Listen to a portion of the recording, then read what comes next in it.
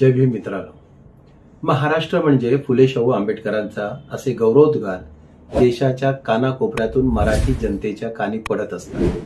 त्यामुळेच तर बहुजन समाज सांस्कृतिक आणि वैचारिक दृष्ट्या सुखावतो, संपन्न होतो.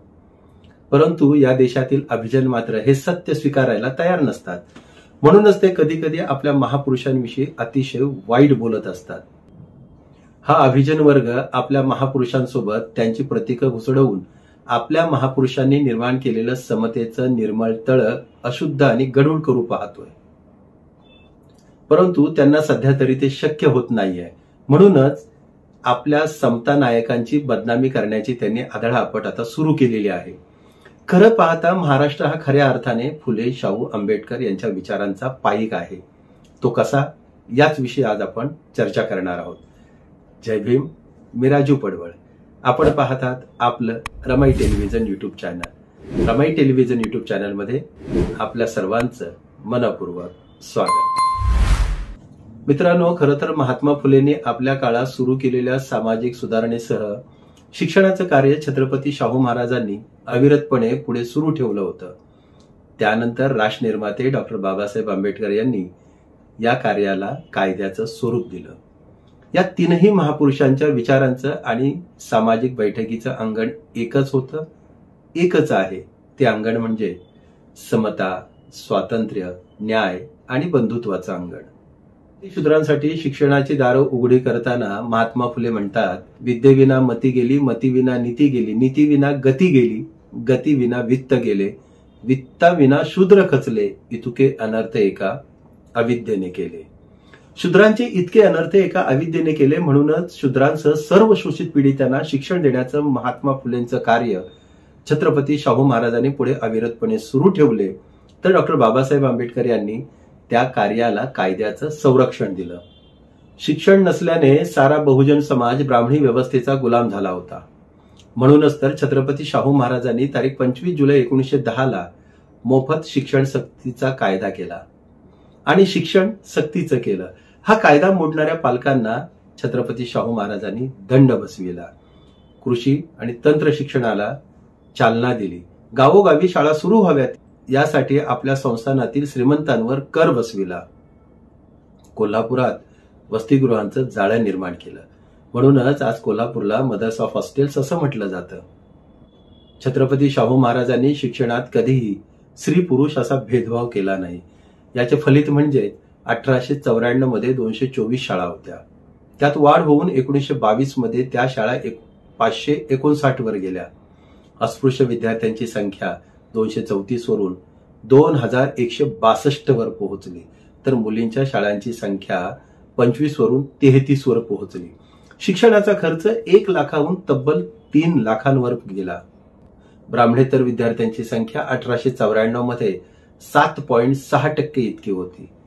ती 1922 मध्ये 37.7% इतकी प्रचंड वाढली.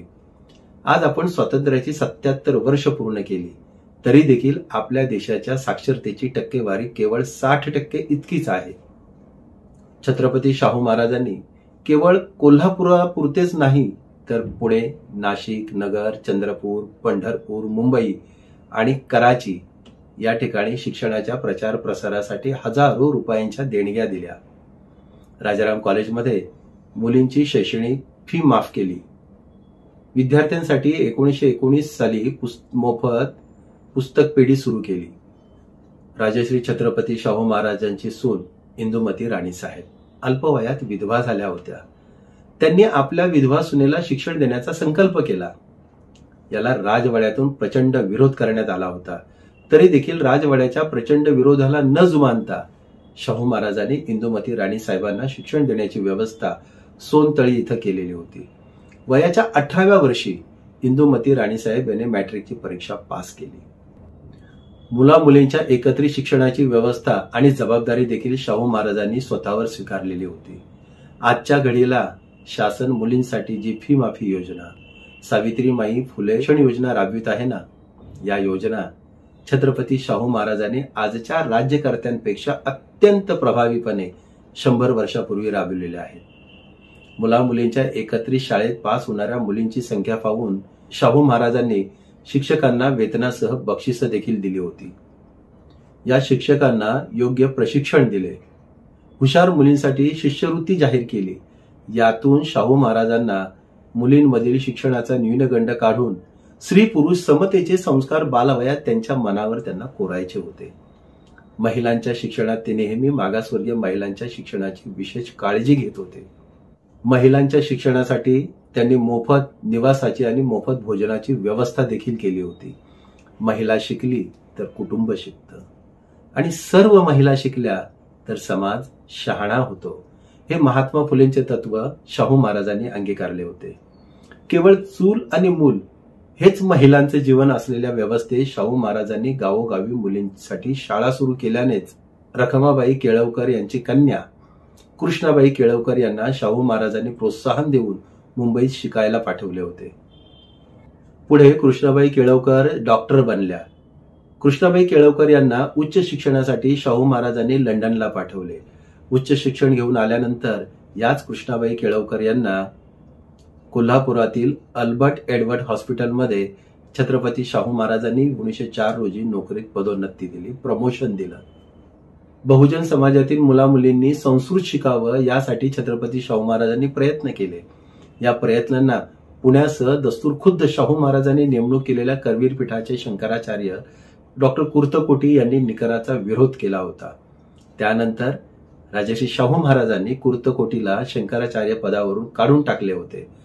स्त्रीचे शिक्षण, तिचा विवाह, तिचे पुनर्विवाहाचे अधिकार, तिची प्रकृती, अश्लील अनिष्ट रूढी परंपरांपासून तिचं संरक्षण, तिचं स्वावलंबन या सर्व पातळ्यावर शाहू महाराजांनी काम केले होते.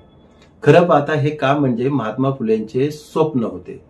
महात्मा फुले, लोकराजा राजश्री शाहू महाराजांचे कार्य राष्ट्रनिर्माते डॉक्टर बाबासाहेब आंबेडकर यांनी भारतीय संविधानात रुजवले.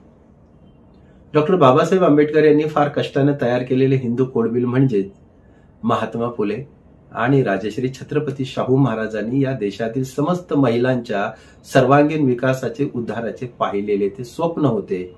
जे स्वप्न राष्ट्रनिर्माते डॉक्टर बाबासाहेब आंबेडकर पूर्णत्वास नेऊ इच्छित होते. अशी असते महापुरुषांच्या सामाजिक प्रवर्तनाच्या विचाराची सुंदर परंपरा. म्हणूनच तर देशाच्या कानाकोपऱ्यातून महाराष्ट्राविषयी गौरवानं, आदरानं, प्रेमानं म्हटलं जातं. महाराष्ट्र म्हणजे फुले शाहू आंबेडकरांचा महाराष्ट्र. असा समता, स्वातंत्र्य, न्याय आणि बंधुत्वाचा वारसा सांगणारा महाराष्ट्र, त्या महाराष्ट्राची ही संस्कृती जपण्याची जबाबदारी आपणा सर्वांची आहे. जय भीम. मित्रांनो, हा व्हिडिओ तुम्हाला कसा वाटला याविषयी नक्की कमेंट्स बॉक्समध्ये कमेंट्स द्या. हे आपलं Ramai television YouTube channel subscribe करा, व्हिडिओ शेअर करा. एवढीच तुमची मोलाची आम्हाला मदत. जय भीम, जय भारत, जय संविधान.